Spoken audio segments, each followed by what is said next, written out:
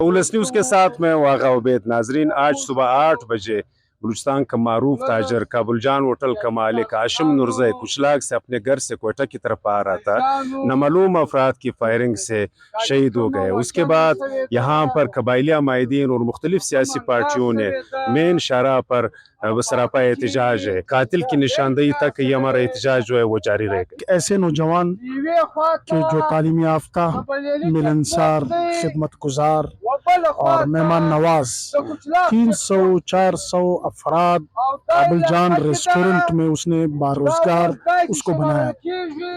یعنی ایک ایسے انسان کو نامعلوم وجوہات کے بنا پر بھائی ادھر موجود ہے، ہم سب رشتہ دار موجود ہے، نہ اس کو کوئی تھریٹس تھے، نہ اس کو کوئی دھمکی دی گئی ہے، نہ اس کی کوئی قبائلی دشمنی ہے. نامعلوم افراد میں لین دین بھی نہیں ہے، کوئی لین دین نہیں ہے. بہت شریف النفس انسان، بہت اچھے انسان، کاروباری شخصیت. یعنی آپ خود بتائیں، آپ کی ویڈیوز میں دیکھتا رہتا ہوں، معیشت کے حوالے سے آپ بات کرتے رہتے ہو نا.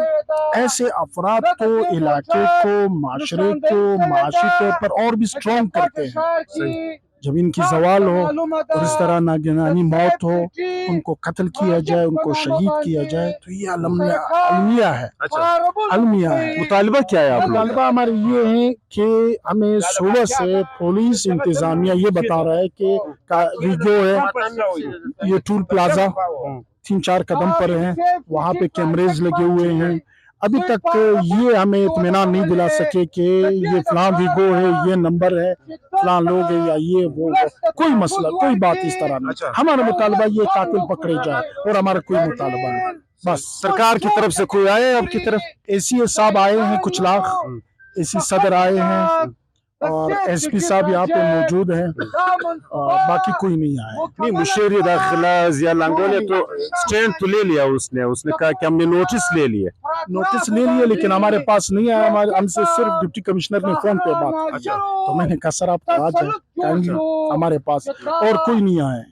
آپ کا مطالبہ یہ ہے کہ کوئی مقتدر حلقوں سے یا یہاں کی حکومت سے جو اراکین اسمبلی ہے اس سے بھی کوئی نہیں ہے آپ کی طرف؟ بالکل یہی مطالبہ ہے. اراکین اسمبلی سب سے مقتدر قبائلی ملک ہاشم صاحب 8 بجے سے 9 بجے سے ہمارے ساتھ موجود ہیں، یہاں پہ بیٹھے ہوئے ہیں.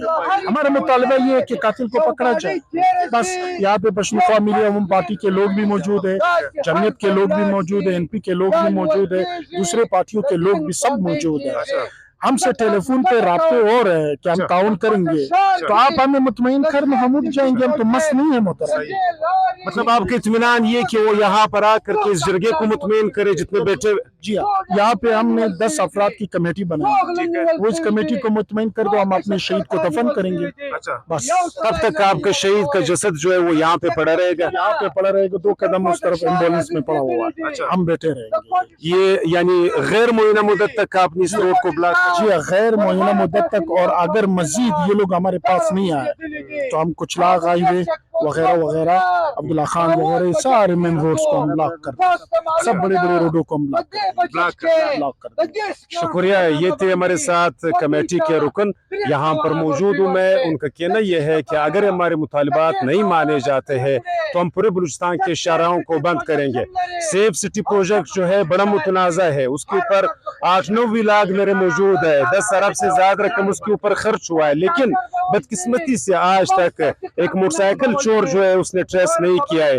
یہاں پر جو شکوک و شبہات ہے وہ عمل جو ہے وہ شکوک و شبہات بذات خود پیدا کرتے ہیں.